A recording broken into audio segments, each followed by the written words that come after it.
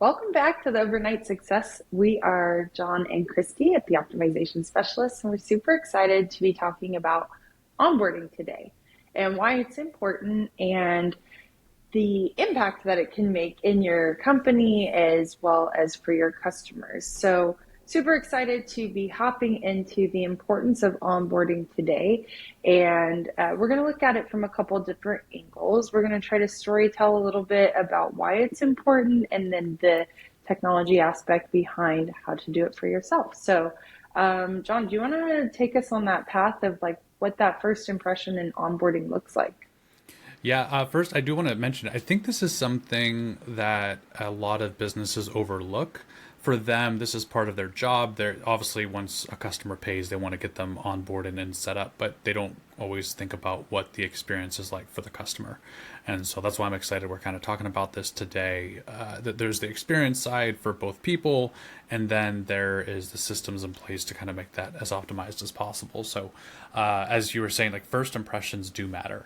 So, really, the first impression, I guess, starts at that sales call. So you definitely want to wow them, your clients or your potential leads, I guess, before they become a client. And there's a lot of back and forth, especially if you're a high ticket. If you have a high ticket offer, then you are really working hard to convert them into purchasing. And so we're talking about them investing thousands, if not tens of thousands of dollars with you. And no business owner just loves spending money. So obviously there's always a little bit of hesitation there. Hopefully you have a great offer that the value makes a lot of sense. But with that, you want to make sure that the next step after they do swipe that card and they give you that money, that they feel confident in that purchase. So I think onboarding is a big piece of that, making sure that you're keeping them updated throughout the entire process of that, whether it's a 2 week implementation onboarding or a multi-month implementation or onboarding. You want to make sure that they are enjoying themselves every step of the way. Absolutely. Yeah, and it's so important because it sets the tone for the relationship. When you have a proper onboarding, you're creating this experience for the customer, and it really does help streamline and help create those raving fans, right? And so the raving fans are the ones who want to continue to work with you and continue to shout your product or your service from the rooftops. And when we start to look at that onboarding process, that's what really sells them and really gets them to the next step. So, how do we create that experience and create the raving fans behind the onboarding experience? I think Chick-fil-A does a really good job at this, and would love to kind of talk about their lens. So, we were talking a little bit before the show about the experience when you go to a restaurant. So, Jon, do you want to talk a little bit about that aspect of things? Yeah. So first, Chick-fil-A side, I kind of think about when I go to not even a high-end restaurant, but a lot of it is kind of focused on the service, and I think a service of the person serving you relates very much to that onboarding experience or the customer experience. And so if you've gone to a place, they could have the best food ever, but if the service is horrible, you're not going back and you're not recommending that restaurant to somebody else. On the other side, your food could be a little bit above average, but if you had a great person that you interacted with and a great experience and you got sat very quickly and everything was available when you wanted it, you are more likely to come back as a returning customer and also more likely to recommend that. And so if you look at reviews, I don't know what percentage, but I'm sure plenty of reviews mention service to some degree or the other. I've seen many of like the food was great, but the service was horrible. Or on the other side, like if they kind of balance out, food was pretty good, but the service was amazing. They might even shout out a person that was there. And so I think that customer experience is really what we're looking at here. Again, back to like high investment, you want to make sure that they feel that they're being taken care of. And let's be honest, our as a human, we want that VIP treatment, right? I'm thinking of like when I go on a vacation on a cruise, like the best part about going on a cruise is you're kind of weighted on hand and foot, right? The food's made for you, your bed's made every day. It's a great experience. And so anytime you can create that VIP experience for that customer, again, one, you could probably charge more because you are creating that great experience, but two, they're more likely to recommend you. And so I think figuring out how to focus on that and really make sure you might make sure that that is just as powerful, if not more powerful, than the features or the services that you are offering is really important. Yeah, it's the idea of people remember how you made them feel, not what you said, right? Or what you did, because you are creating that experience for them. I love that. And I do think it really does play into a customer becoming a lifelong fan and being involved. And I know when I get good experiences somewhere, I'll go back often because I'm like, no, I like the way this is, right? So, and we are creatures of habit and routine. And I think that when we start to really evaluate the onboarding experience or the customer experience behind that, it is a repeatable process that companies can introduce to their audience. So Yeah. I do want to say, kind of on the flip side of this, like we've talked to people that have lost customers or had to refund customers due to a poor onboarding experience, right? Again, yeah, they have a great service, they scaled, this kind of leans into scaling, but they can handle 2 or 3 customers at a time, but they did a great job on their sales side. So they got ads out or whatever it was, and now they're trying to handle 7 or 8 customers, and they did not have the systems in place to support that. Their customers weren't happy with it. They spent thousands of dollars with somebody, and they ended up requesting a refund because they were not getting that treatment, and the systems fell apart. So there's a good, obviously the good side is what we all want, but that like this isn't just oh it could have been better. It was you potentially could lose a customer. And not only did you lose that customer, but they're not only going to not recommend you, they might actually recommend against you, and give negative reviews. And so you're losing out. It multiplies, in the other direction. Multiplication is great when it's for you, but when it's against you, it can really hurt very quickly. yeah. Well, and it goes to that point too of, and I know I've said this on the podcast before, but like systems are only as good as you're able to scale it, and they're only as good as you are. It's like using a spreadsheet. It's only as good as you are, right? If you Mm-hmm. don't know how to use the spreadsheet or improve the system or the spreadsheet, then it's not going to scale. And I guess, I mentioned Chick-fil-A earlier, so I'll just loop it back in really quickly. And when we look at their systems and how they scale, uh, ultimately you show up and you have this full experience. And when Chick-fil-A looked to scale and improve their customers' lead time in the drive-through, they went from having an indoor person who would take their payment and then hand them their food. Then maybe they had to the 2 windows, and then they brought somebody outside, and they had that cashier outside so it could help push the people through quicker.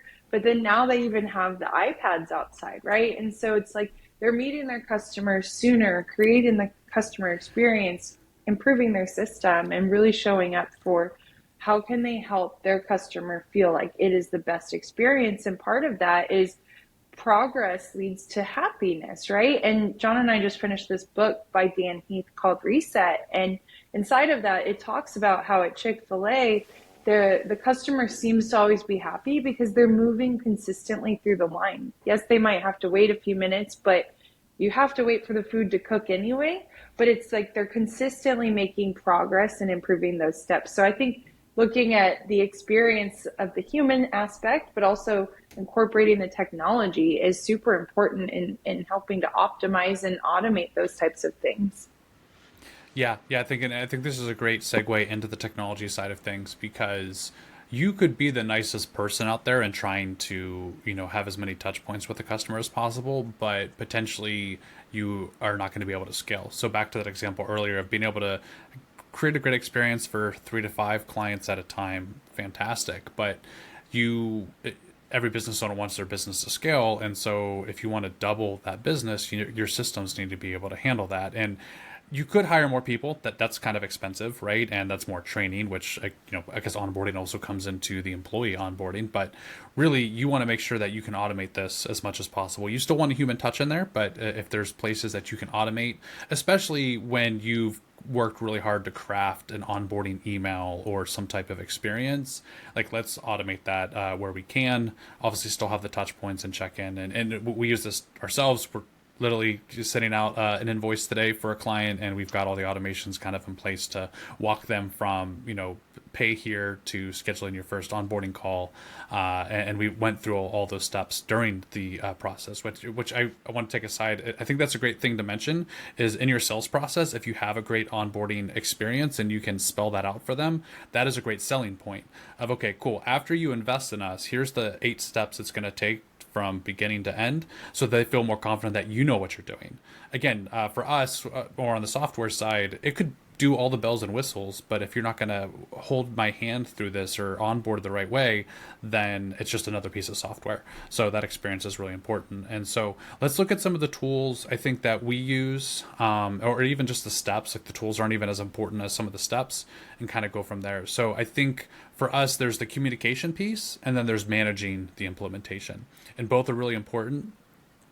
For us, I'll talk on the communication side. This is one of the, I'll say, the simpler things to automate, right? Like, I understand that not everybody's extremely technically savvy, but if you have a good CRM, like in our case, the optimization toolkit, once they sign something, that's when you can immediately send like a thank you and like, welcome to the family type email.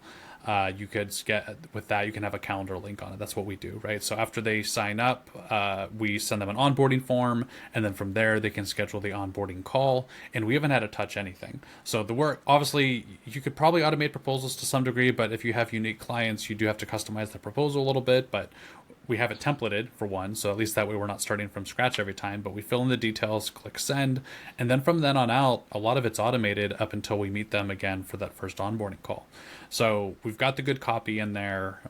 They've already had many touch points from the time that we started the sales conversation to the time that we're getting them on onboarding. So they're not getting lost in the shuffle. They're busy themselves, so we want to make sure that they see us like at the top of their inbox, so to speak, to make sure that they realize that we've got you, like I'm going to support you every step of the way, and we're going to make sure that we get to the finish line as quickly as possible. So automating a lot of that through a CRM, I think, is really powerful. Obviously, you can communicate back and forth through that, but just making sure that you can get that progress piece. Like, they want to see progress as soon as possible.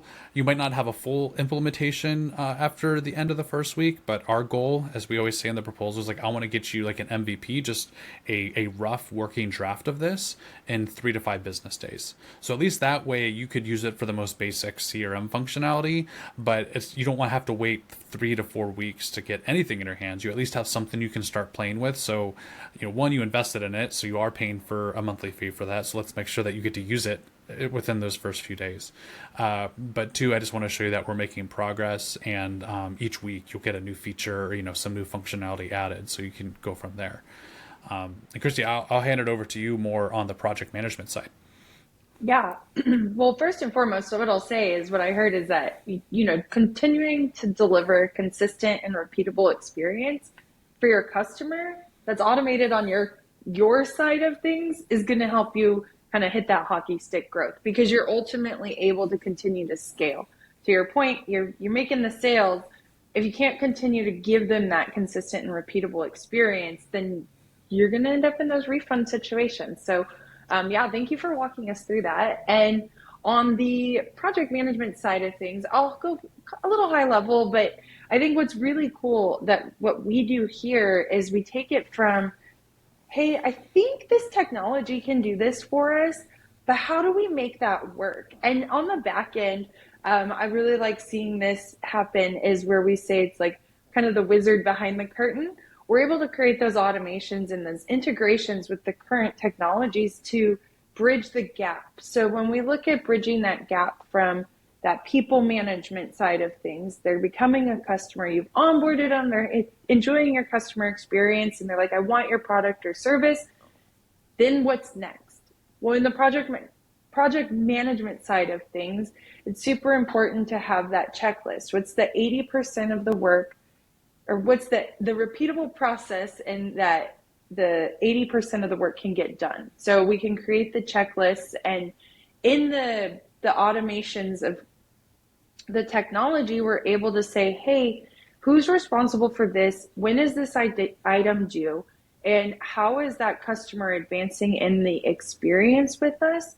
And when we document that and we don't have to hold it in our brain, we can continue to delegate, which means our companies are elevating and we're able to go further and faster because we have this repeatable process. And your customer just thinks that you're a magician, or, you're creating this experience, but in reality, it's because you've got it documented and you've got a team supporting you, and you have these steps that you don't even have to think about it. You just have to show up and do the work, right? One of my favorite quotes is, The motivation won't, oh, I'm not going to get this right, but it's like the show up when the motivation isn't there and have the discipline to continue to be consistent in what you're scaling. Because when you consistently show up, i.e., with that onboarding process and that experience for your customer, that's how that word of mouth is going to continue to scale. So that's kind of where I'll go there. What do you have to add, John? Yeah, I love that. And I think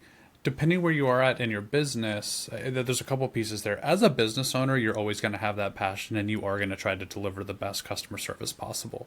But when you have a team, like you want a passionate team, but they're just never going to be as passionate as you are about, execution and fulfillment. So making sure you have that repetitive process in place so that every new hire that you place knows exactly what the process is like.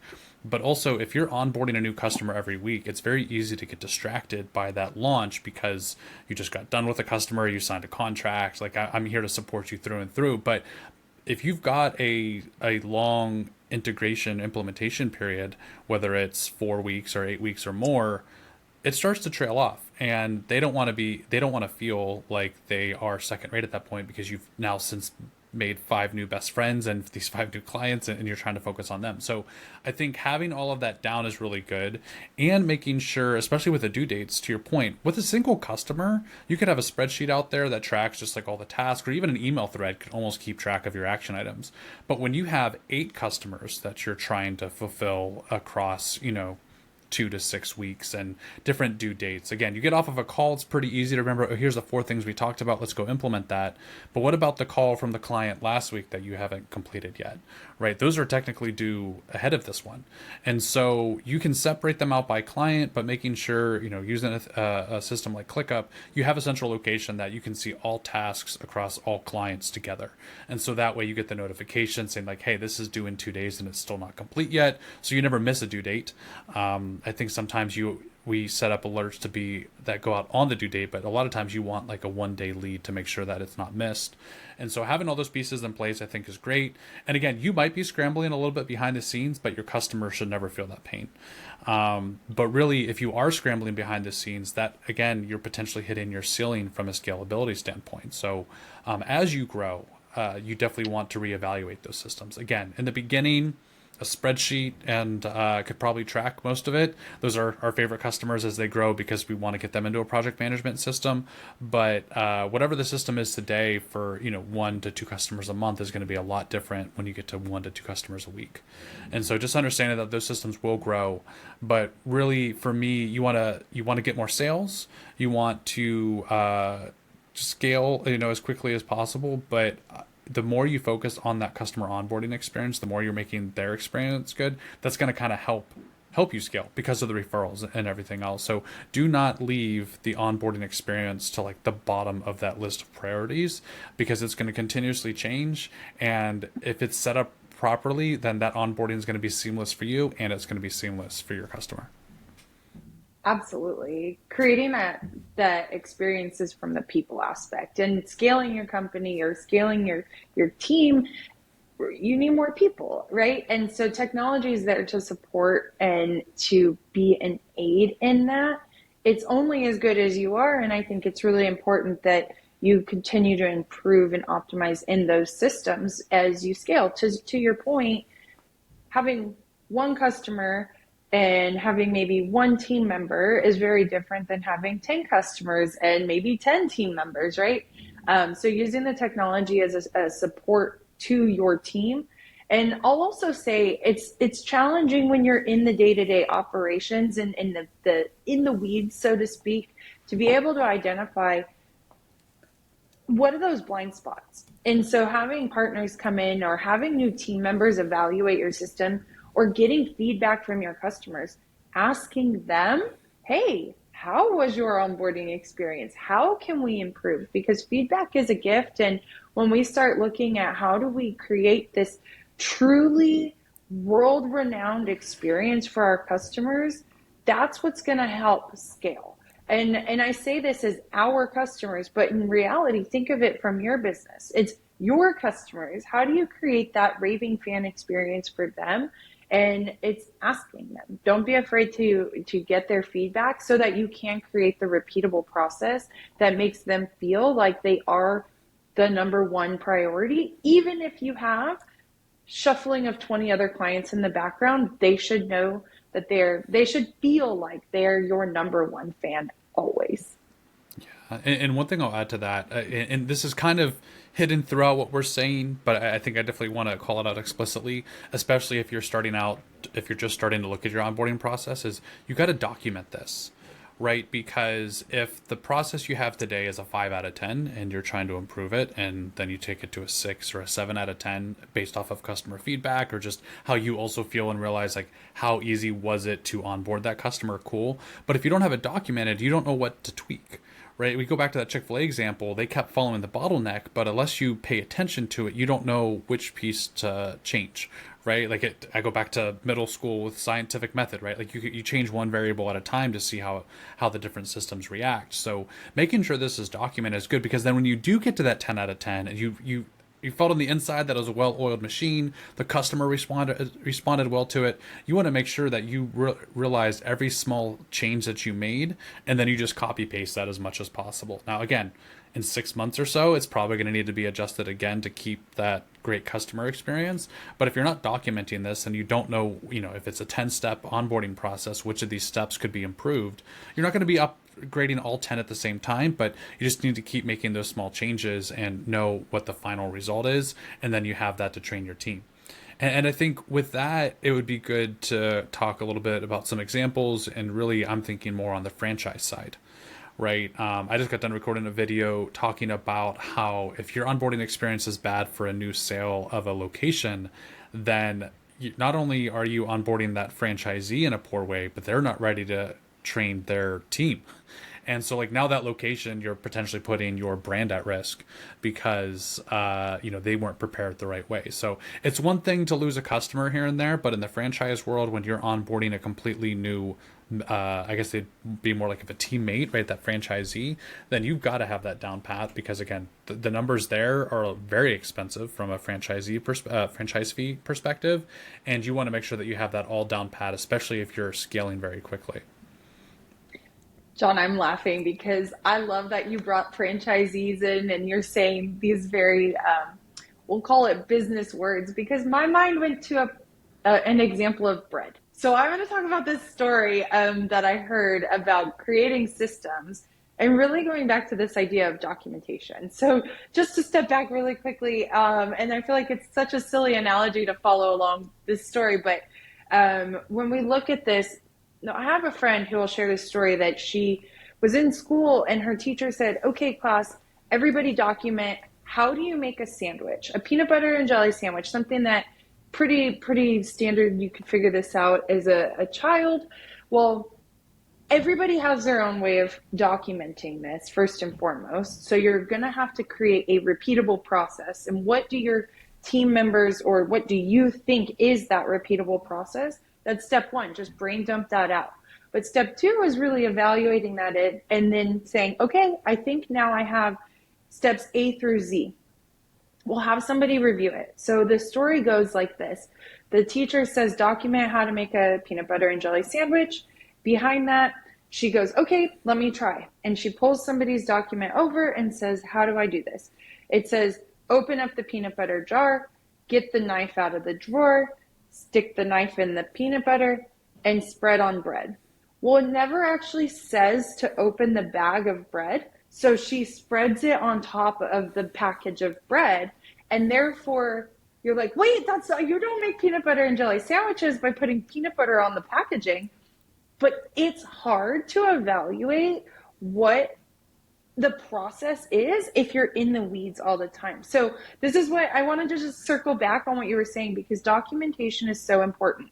And some of building out your documentation and your onboarding experience is being a part of the team, having the right culture, being immersed in the brand of what the experience is there. There's culture fits, right? There's right people, right seats. We're really identifying what is our brand image here behind whatever company you're in, whatever experience or product you provide. But ultimately, creating that onboarding experience, documenting what the process is, having outside people give that feedback, you're really going to improve on this. It's not a one time and it's done. It's create a system, document what that looks like, and then improve on that.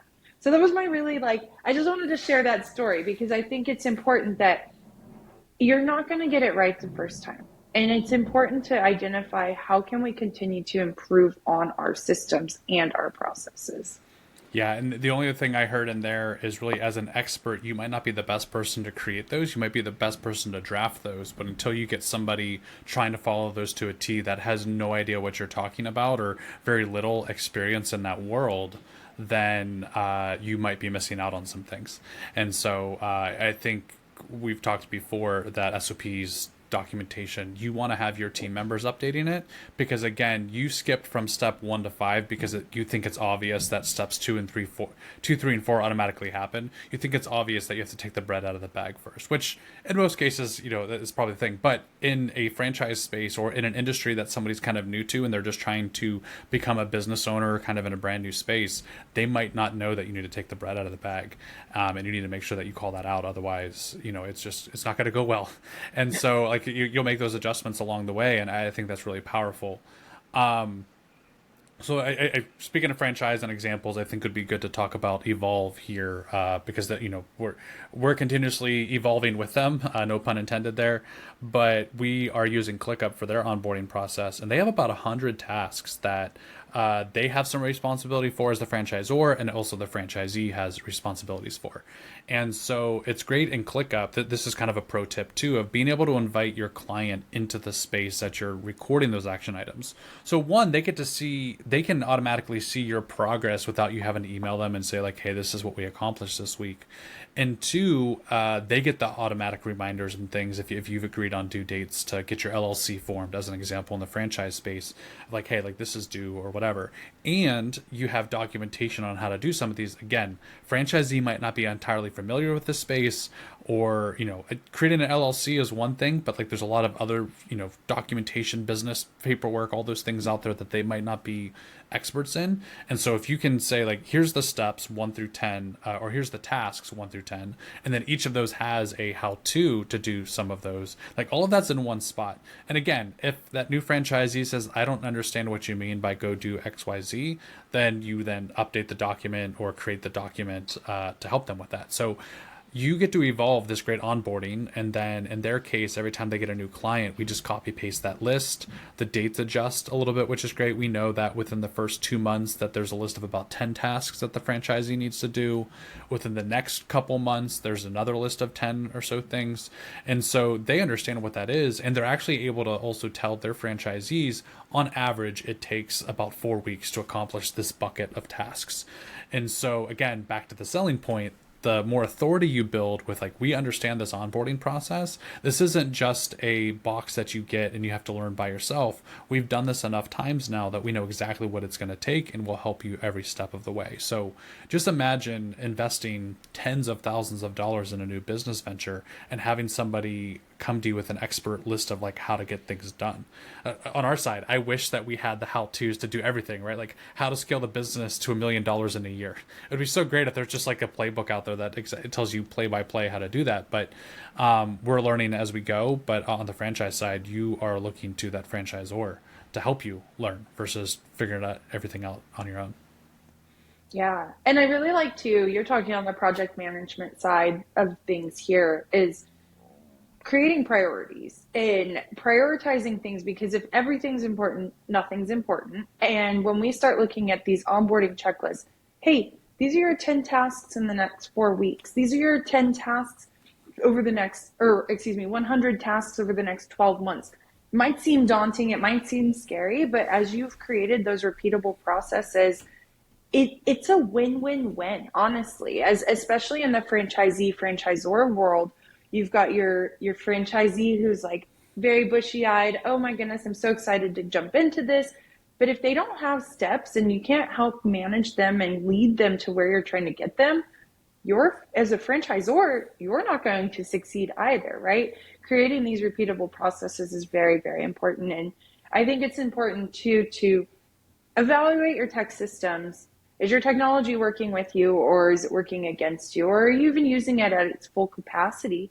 Create that efficient onboarding experience, and really, what's your customer friendly experience, and how are you showing up and create allowing them to be the brightest star in the ecosystem, if you will, right? Because you want them to have that experience every time you're meeting with them. So, what else you got, John? Yeah, Anything the else you only want to thing add? I'll add to that, back to the scalability piece, especially in the franchise space, is if you don't have the details there and you have a one location asking questions about against something that should have been documented. Imagine if you are scaling quickly and have 4 or 5 locations asking the same exact questions. One, that's obviously a very quick indicator of, hey, I need to document this. But two, you are focusing on selling more locations, scaling your business. You should also definitely be focused on scaling your franchisee's business. But if you have all of these people that are confused, you are kind of having to do that hand holding. You want to do hand holding, but you're doing it like in a negative way of just like, these are basic things that they should know how to do, or basically you should have documented. So there's great questions out there that you're very happy to help with because it's going to help them scale. But again, as an expert in your space, your industry, like, I know this like the back of my hand. It gets annoying very quickly to answer some of those basic questions. So definitely at minimum, make sure that your foundation is covered. But if that's not covered, then you're going to be repeating answers to multiple locations at the same time, which is distracting you from scaling your business. So that's why I think the onboarding is so important. It's going to help you sell more locations. It's going to help them get up and running a lot quicker, which then makes you more money, and just makes your life a lot easier. So, like to your point, it's a triple win all the way around. Everybody wins, which I love, but it comes down to having that onboarding process in place. And so, I think that kind of leads really like an action item here for our listeners today, of evaluating your current onboarding process, or maybe you don't have one at all, right? I hope that there's something out there, but kind of stepping into the shoes of your customer and understanding, how quickly do they get that communication piece? How many questions are coming in from your customer today? That's again, an indicator that maybe you need to improve that process. And where does onboarding fit in your list of priorities as a business owner? Because it should be in one of the top, numbers as far as priority goes. Sales is important, obviously, but that onboarding process is very closely tied to increased sales. Yeah, I think we're going to have to do a follow-up episode because my mind is going to, like, we touched very high level in onboarding and the technology you could use, but ultimately I think we can talk about onboarding your leads and your sales and your customer experience, and once they're a customer, in the back end of things too. So we'll see what our customers think about that, and hopefully you do take action and check your systems right now, and don't forget to like and subscribe to the Overnight Success podcast. And thank you for tuning in with us today. And John, until next time, Yeah, until next we'll see time. them This was a later. great conversation. Thanks. Thanks, Christy.